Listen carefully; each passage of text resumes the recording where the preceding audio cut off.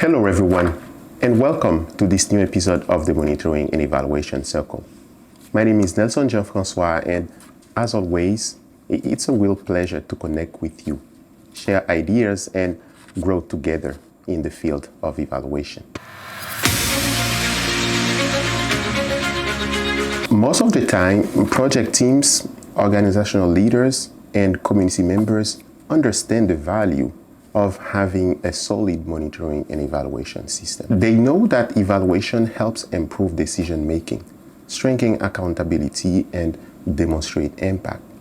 However, despite this awareness, many organizations still struggle to conduct effective evaluations. Common challenges include limited capacity, lack of time, weak stakeholder engagement, and very often financial resource constraints. So in this episode of the Monitoring and Evaluation Circle, we will focus specifically on financial constraints. We will explore why funding evaluation remains a challenge, how financial constraints affect evaluation quality, and most importantly, what practical strategies organizations can use to overcome these barriers. So to help us unpack this topic, I am joined today by a guest, an evaluator, a practitioner, and a member of our evaluation community who has generously agreed to share insight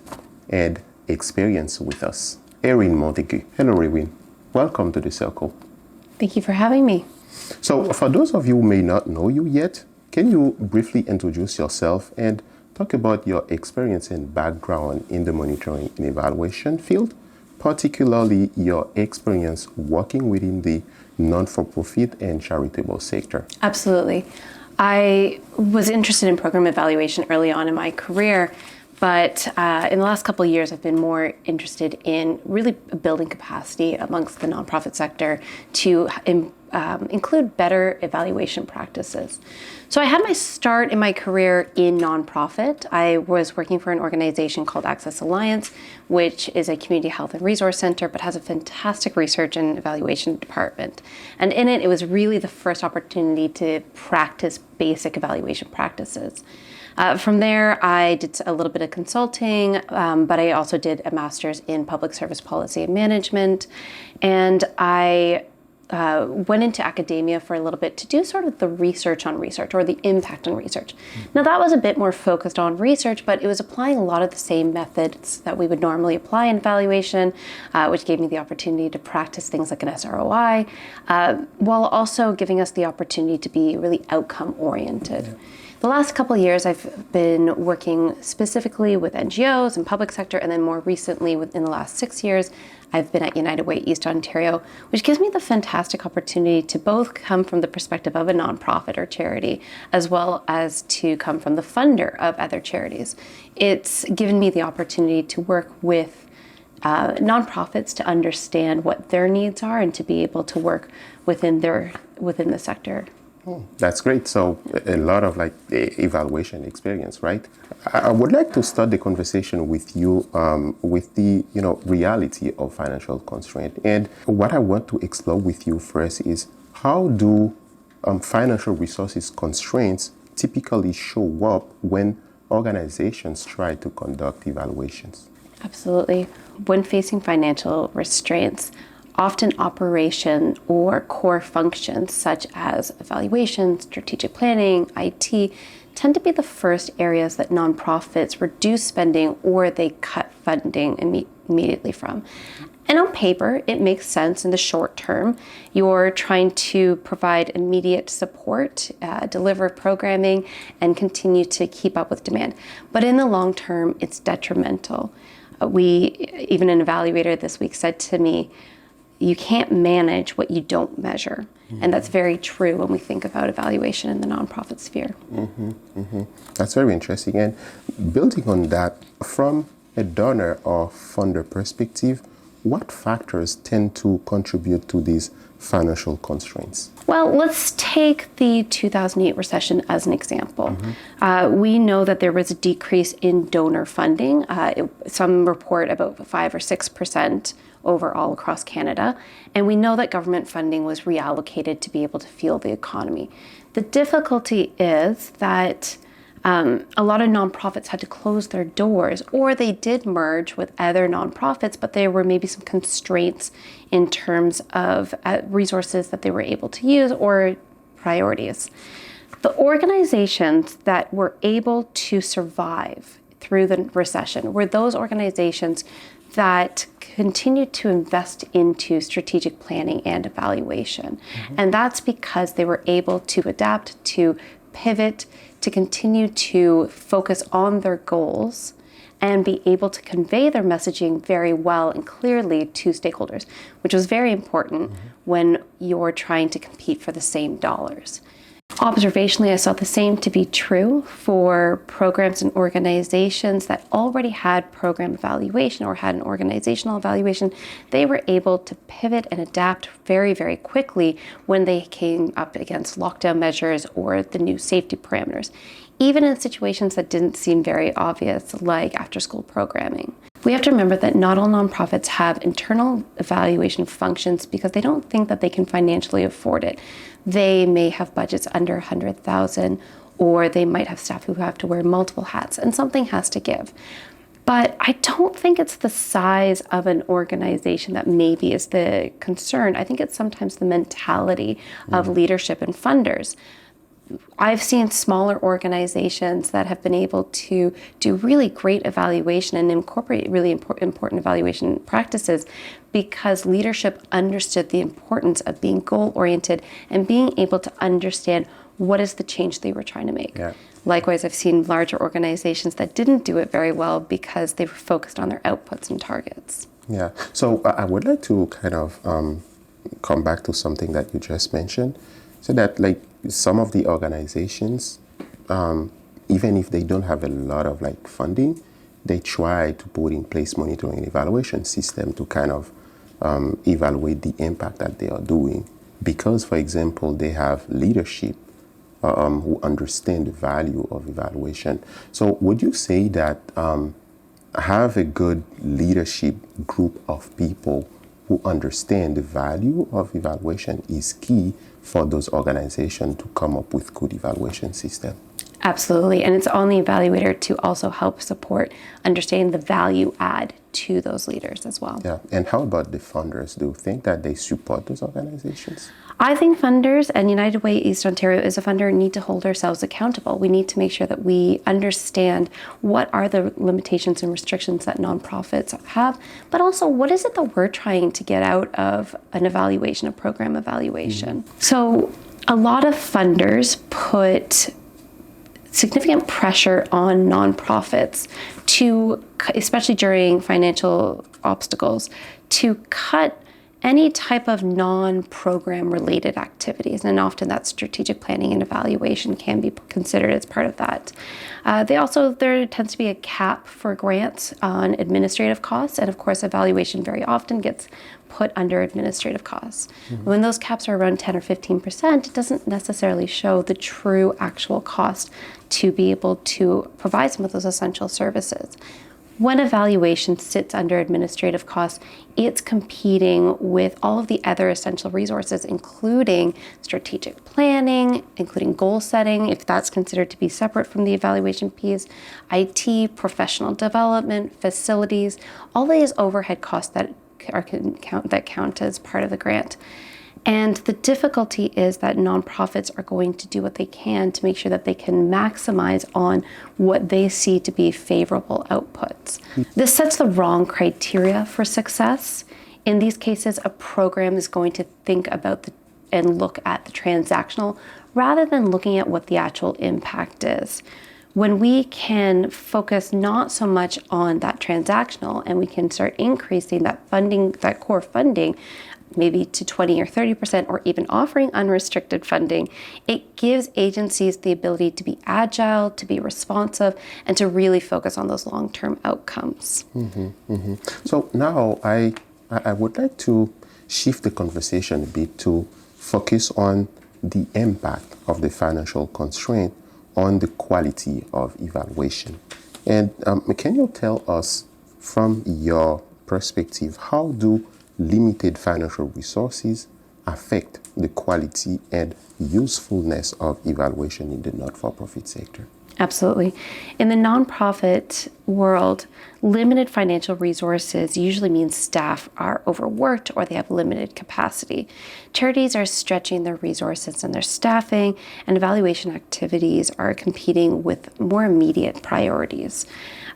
This means that things like a process evaluation may not happen or may be difficult to incorporate, which I would argue is incredibly necessary for most nonprofits because they can learn about what will make them more efficient and more impactful.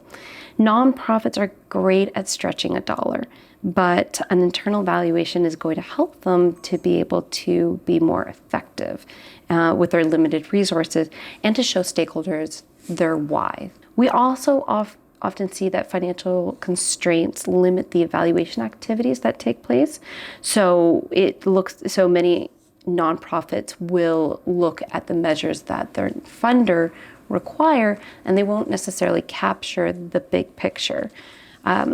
This means that they're not putting time into understanding the context or why they're seeing the change that they are happen. In some of these cases, we often see that because a funder maybe is focused on the outputs, or because the funding cycle is short, or there's more quantitative measures, we're not able to actually capture the whole picture. But it's also harder to understand whether we've hit the right audiences, whether we've actually achieved what we're trying to achieve, and to be able to capture the long-term benefits. And I had a conversation with another evaluator a few days ago, and we were discussing about, the different challenges faced by organizations to evaluate their program. And they told me that one of the things that he sees that evaluations or organizations are trying to do evaluation only when the projects are ending. They don't necessarily think about evaluation right at the beginning of the program, right? So at the end, they just realize that they don't have time, they don't have manpower, they don't have financial resources to be able to do that evaluation. So what would you say about that? Do you think that it's just because they don't think about evaluation right at the beginning of the program? I think a couple of things can add to that. One thing can be how the evaluation function is centered within an organization or positioned within an organization. Not every nonprofit has an evaluator on staff or have staff that have received basic understanding about what evaluation is. And so when they're putting together a grant application, they may be looking at what are the targets and the metrics set by the funder, not necessarily what are the targets and metrics that are appropriate for their program evaluation. So that can be part of it. If they do have an evaluator on staff, maybe that evaluator isn't always as centralized in some of the strategic planning and the grant writing. That also can happen as well. But even if you do have an evaluator who's been able to partake in some of the grant writing, it can come down to capacity. And it really, you've got a lot of people wearing a lot of different hats, and they may not have the capacity to do some of the really core elements of the evaluation from the get-go and not incorporate monitoring activities, which is so important and what really distinguishes evaluation from audits, for example. Yeah, that's very interesting. And beyond kind of evaluation quality itself, how have you seen strong evaluation practices positively influence program or organizations? There are a lot of benefits when a nonprofit can incorporate good evaluation practices. So it improves the program and the organizational efficiency. You see wider impact and a wider impact to a larger audience sometimes. You can see better strategic planning, and it really can convey your messaging to stakeholders, which is instrumental. You just clearly show us that financial constraints are real, and they have a very huge impact on the quality of evaluation that organizations are doing, right? But for those who watching the monitoring and evaluation circle right now, what practical strategies can be used to kind of overcome those financial barriers to evaluation? I think one of the most important things an evaluator or a nonprofit can do is show their leadership and frontline the value that evaluation offers.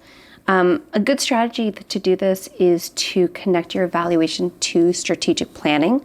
That's going to help you overcome financial barriers, because when your evaluations is strategic planning adjacent, you are evaluating a program for your organization, not for the funder. Yeah.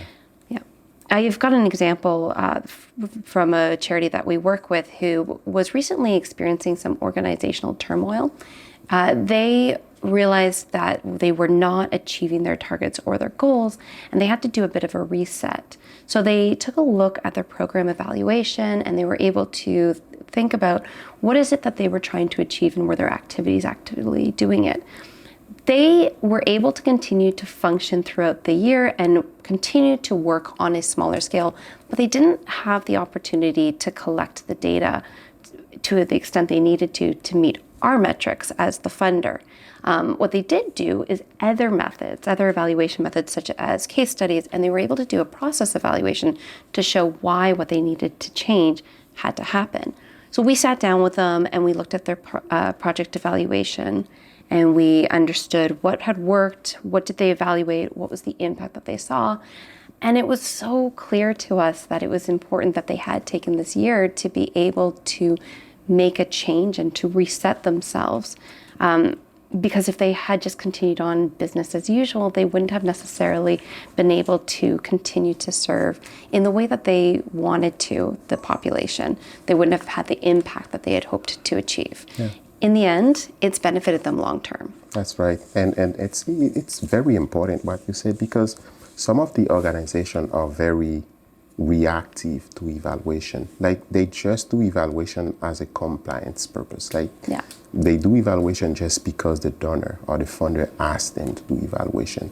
They don't necessarily do evaluation for themselves. But I always said that evaluation is much more useful to the organization than to the donor. And for us, it actually built trust that they were able to have this conversation with us and sit us down and walk us through each of these key pieces. Yeah, that's right. So I would like to go to some advices that you can share with us. So based on your experience, what practical strategies would you recommend to not-for-profit leaders and project team who want to strengthen their evaluation efforts but feel discouraged by financial resources constraints? I think there's changes that both nonprofits and funders can make. And so for the funders, I do want to identify 3 areas that they can support nonprofit work and get better results, to be honest with you, when they implement them. The first one being that core funding. Really, I think that increasing to 20 or 30% means that organizations will have the ability to be responsive through program evaluation. As you said, rather than doing an evaluation at the very end, being able to incorporate things like monitoring activities, being able to ensure that you've got an evaluation incorporated from the get-go and in a pre-evaluation, or that you can make it strategic, part of your strategic planning. I think that's really, really key. Another piece that they can do is minimize the number of metrics and be really flexible with how they're going to measure. Yep. Not all organizations or programs under one grant system or grant funding cycle may fit within a specific indicator, and the more metrics you put onto a nonprofit, the less likely they'll be able to collect data that would also benefit their organization in other capacities. Really try to keep it to what is it that we need to know to understand the meaningful difference that we made. The final one is, don't just focus on outputs and targets. The value of charitable work is in the context and the impact that we have for our wider beneficiaries. For the nonprofit sector, the first thing I would suggest is train your staff, and that's both your leadership as well as your frontline, on what are some basic understandings about what evaluation can do. What are the merits of evaluation? What are the advantages of doing it in a pre-evaluation perspective? What's the benefit of doing a process or internal evaluation? You can even go as far as to provide some basic training on evaluation. And the bonus part of that is that when you are applying for a grant, if your program staff know some of the basics of evaluation, especially around data collection and analysis, they actually don't count as administrative costs. They can be included in some of your program fees. They can also help support with some of those additional pieces that happen. Second, not every organization is going to be ready or has the capacity to do a comprehensive evaluation. But I highly recommend incorporating the basics. Include a logic model, include a theory of change, understand what is the difference you want to make. You don't have to measure everything, just measure what is going to be meaningful. And the final thing I would suggest is that think about how the evaluation function is positioned within your organization. Do you have an evaluator on staff? If they are on staff, where are they working? Are they focused on strategic planning? Are they focused in the interventions? I am lucky enough that our evaluation function at United Way East Ontario is centralized in our community investments and situated within our planning teams. This means that I don't need to be caught up to speed on what's happening, and it actually maximizes my efforts while minimizing the amount of time, which time is money, of course. So it gives me, as well as others, the opportunity to get involved in grant writing as needed, and to be able to function with, to provide evaluation functions across programming and the organization. When evaluators are not incorporated in strategic planning and interventions, it means that they might be brought in on an as-needed basis, or nonprofits end up focusing on evaluating certain select pieces or components rather than thinking about what is that long-term evaluation piece. That's great. Thank you. Thank you very much for this great insight that you shared with us today, Erin. I think that this conversation highlights that while the funding constraints are real, they don't have to stop organizations from, improving, learning and measuring impact. Thank you again very much for your insight, Erin. Thank you.